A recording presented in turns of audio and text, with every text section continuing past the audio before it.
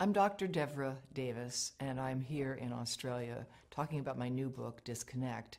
I'm an epidemiologist and a toxicologist, a fellow of the American College of Epidemiology and formerly the American College of Toxicology. I worked in the Clinton administration. I was the founding director of the Board on Environmental Studies and Toxicology at the U.S. National Academy of Sciences, and that was the group that did the study recommending the ban on smoking on airplanes quite some time ago. But I'm really here because I'm deeply concerned about what we know now about microwave radiation and how it affects the developing brain and body. Recently, the cell phone industry has been issuing advisories itself. These are often buried inside phones, and they're telling you something very important that everyone has a right to know, which is a mobile phone is a two-way microwave radio. It's never been tested for safety for long-term use, and because of that, Telstra has now begun to issue advice about using a headset, using a speakerphone. In America, Consumer Reports, a respected publication, has recently recommended that no one keep a mobile phone in their pocket. And that's because if phones were tested in the pocket, the levels of radiation from those phones would exceed the safety guidelines that are currently operating. Brain cancer actually is more than 200 different types of diseases. 200 different types. And it's a terrible disease. Most people don't survive it. Their lives are shortened by it. What we know about it is that ionizing radiation causes it. And we know that from studies of people who got heavy doses of X-rays for treatment for something and then went on to develop brain cancer 30, 40, or 50 years later. Studies have been done that have looked at what happens to neural stem cells, baby stem cells, brain cells, when you expose them to mobile phone radiation.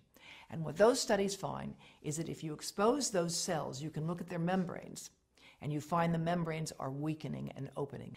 And all of these tests have experimentally indicated that mobile phone radiation can damage human brain cells, and it causes more damage to young human brain cells than to old human brain cells. Because when you put that phone here, your head is the antenna, and half of the radiation from the phone gets into you. That's the modeling work that we've done at Environmental Health Trust, which shows that a young brain will absorb the radiation almost all the way through the eye of a 3-year-old, and even an adult 34-year-old, it will still get into this part.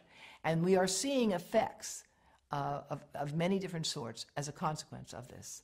Those who are on the front line of dealing with young children are deeply concerned about this at a professional level in the United States and around the world.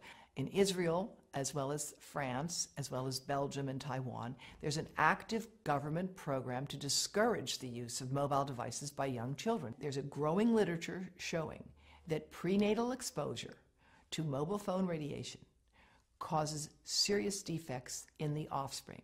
Smaller brains, more brain damage, smaller livers, more liver damage, damage to skin cells as well.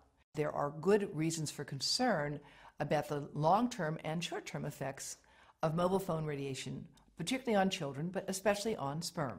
Now, the sperm studies have been developed in more than 7 different countries, and what they find is that the sperm that are exposed to current levels of mobile phone radiation die 3 times faster and have 3 times more damage on their DNA, indicating that mobile phone radiation is damaging to human sperm.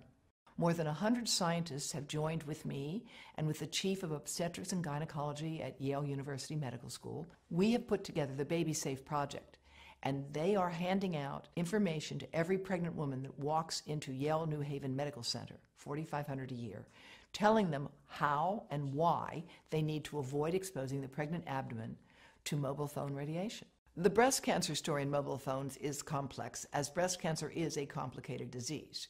Most of the women who get breast cancer are age 50 and older.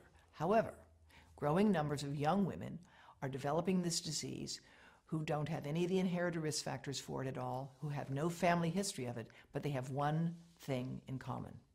They have all stored a mobile phone right in their bra. And in several cases, the tumors have developed right under the antenna of the phones. No phones are tested for little kids, for babies playing in their bouncy chair, for toddlers sitting in front of an iPad on an iPotty, for pregnant women holding these things over their bodies. There are no tests of radiation absorption.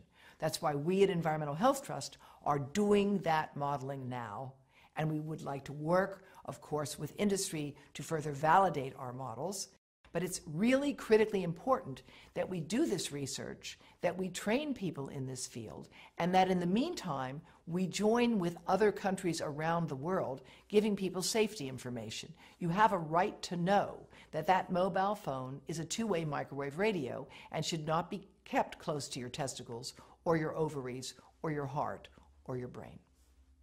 And where we are with this issue today is where we were with cars and seatbelts. Australia has led the world in requiring seatbelts. It is leading the world with respect to handguns, and it can lead the world with respect to the right to know about mobile phone radiation.